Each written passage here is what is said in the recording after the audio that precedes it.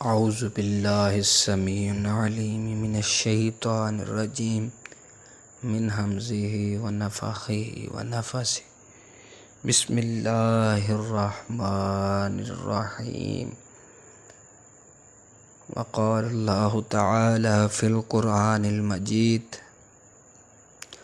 اطیعوا اللہ واطیعوا الرسول ومن یطع الرسول وقال اللہ تعالی فی المقام الآخر ومن یطع الرسول فقد اطاع اللہ صدق اللہ العظیم وقال النبی صلی اللہ علیہ وآلہ وسلم اذا لم تستحی فاصنع ما شئت به صدق اللہ العظیم اللہم صل علی محمد وعلی آل محمد کما تحب وترضى۔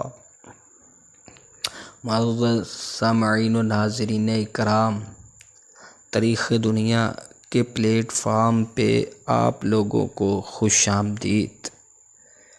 میں نے جو بات آج آپ سے کرنی ہے وہ بڑی ہی اہم باتوں میں سے اہم ہوتی ہے، چونکہ میں نے سب جو باتیں اور ویڈیوز ہیں اور جو میں نے علم آپ تک پہنچانا ہوتا ہے وہ صحیح قرآن و حدیث سے ہوتا ہے، تو اسی لیے بڑی توجہ کے ساتھ انہیں سنیا کیجیے۔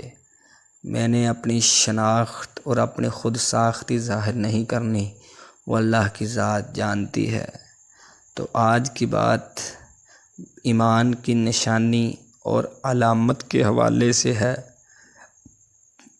اگر آپ لوگ اسلام کے ساتھ وابستہ ہیں اور اس سے محبت کرتے ہیں تو نبی کریم صلی اللہ علیہ وآلہ وسلم کی یہ حدیث آپ کے لیے بڑی ہی اہم ہے اور یہ دین کا نچوڑ ہے، اسلام کا خلاصہ ہے۔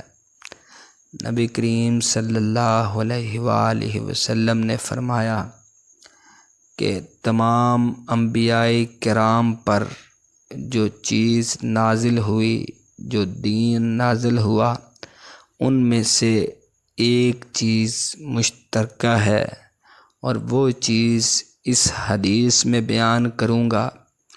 اگر اس حدیث کا ذرہ برابر بھی کمی نظر آئے تو اللہ سے معافی کا طلبگار ہوں، اور سامعین اس کی درستگی بھی کیجیے گا اور علماء سے پوچھ بھی لیجیے گا۔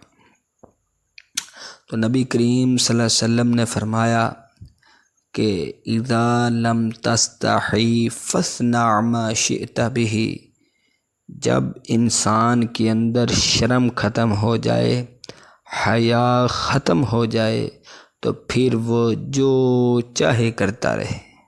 اب اس کی ضرورت نہ اللہ کو ہے، نہ اس کے دین کو ہے، اور نہ ہی نیک لوگوں کو ہے۔ تمام کے تمام انبیاء کو اللہ نے دین دے کر بھیجا اور انہیں طریقے اور شریعت صحیفے اور کتابیں آسمانی دے کر بھیجیں، لیکن یہ بات اس میں مشترکہ ہی رہی کہ شرم کرنا سیکھیے، اللہ کا ساتھ اللہ کا ادب کیجیے، بزرگوں کی شرم کیجیے، اللہ کی حیا کیجیے۔ لیکن اس سوشل میڈیا کے دور کے فتنے کے اندر جو ہمارے نوجوان اور بزرگ اور خصوصی جو چھوٹے بچے ہیں اس میں بڑی ہی حد تک عروج کر چکے ہیں، تو ایک کلک کرنے پر دنیا کی تمام قسم کی برائیاں ان کی جھولی میں آ گرتی ہیں۔ تو دوستو، شرم کرنا سیکھیے۔ اسلام کے اندر سب سے بہترین جو اس کا زیور ہے وہ شرم و حیا ہے۔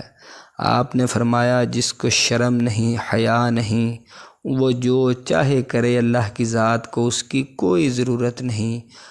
اور آپ لوگ اس سے اندازہ لگائیے گا، دین سکھانا پڑتا ہے، دین بتانا پڑتا ہے، لیکن یہ شرم وہ چیز ہے جو آپ کا ضمیر پیدا کرتا ہے، جو آپ خود میں پیدا کرتے ہیں۔ تو اسے پیدا کیجئے اور دین کا سارا نچوڑ آپ کو اسی میں ملے گا۔ اگر آپ کو کوئی کام غلط کرتے ہوئے پتہ لگ جاتا ہے اور محسوس ہوتا ہے کہ یار میں نے غلط کام کیا ہے، اس کا مطلب ہے آپ کے اندر ایمان کی کچھ نہ کچھ خصوصیت موجود ہے۔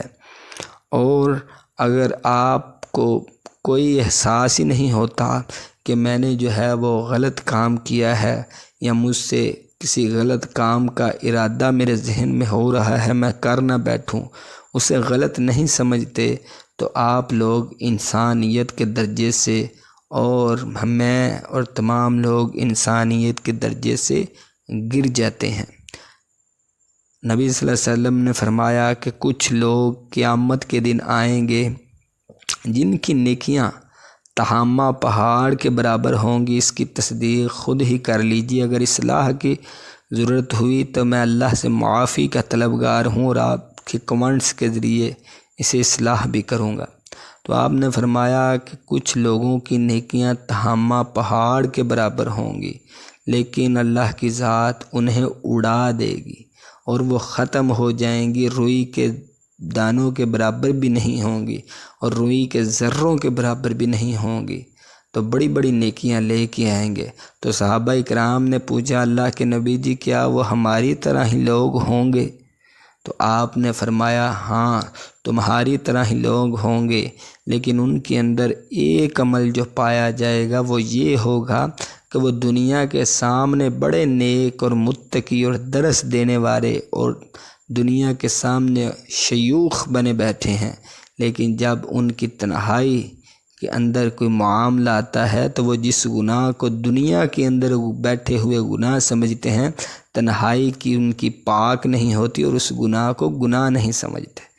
دوستو اللہ کی شرم کرنا سیکھیے، اللہ کے ساتھ ادب والا معاملہ پیش کیجیے۔ سب سے بہتر ذات ہے جس سے بھاگا نہیں جا سکتا، جس سے دور نہیں ہوا جا سکتا۔ اگر آپ کے اندر والدین کی حیا، تمام لوگوں اساتذہ کی حیا موجود ہے اور اللہ کی حیا موجود ہے تو آپ دنیا کے قسمت والے اور ایماندار آدمی ہیں۔ ہمارے اساتذہ کرام ہمیں پڑھایا کرتے تھے اور بتاتے تھے کہ بادب با نصیب، بے ادب بے نصیب۔ جو شخص ادب کرنا جانتا ہے اور شرم کرنی جانتا ہے وہ شخص نصیب والا ہے، چاہے اس کے پاس دنیا کے اندر کوئی بھی چیز نہ ہو۔ اور ایک بات اس میں مزید میں اضافہ کر دوں کہ کبھی بھی کسی کا مال دیکھ کے اس طرح ہونے کا نہ سوچیے۔ دنیا کے اندر اللہ نے صرف مال کو نعمت نہیں بنایا، آپ کی صحت بھی نعمت ہے، فارغ وقت بھی نعمت ہے، جان بھی نعمت ہے، اور اولاد یہ بھی نعمت ہے، مکان بھی نعمت ہے، ازواج بھی نعمت ہے۔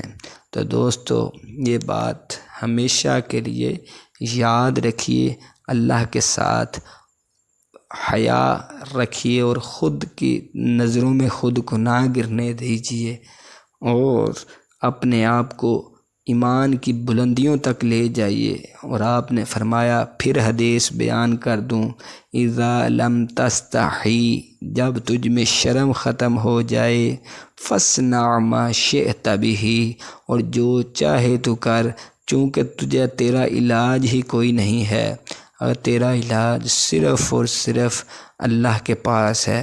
اسی لیے خود میں شرم پیدا کیجیے، اور اگر آپ کو دین کے کام کرتے ہوئے فخر محسوس ہوتا ہے، دین کے کام کرتے ہوئے دل لگتا ہے، دین کے کام کرتے ہوئے اللہ سے خوشی محسوس ہوتی ہے، تو اس میں اپنی فلاح اور نجات سمجھیے۔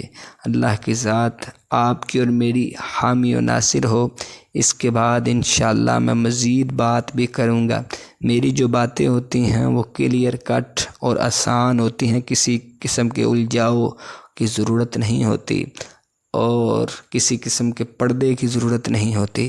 اللہ میرا اور آپ کا حامی و ناصر ہو اور تمام دنیا کی خصوصاً ہمارے ملک کی بھی حفاظت فرمائے۔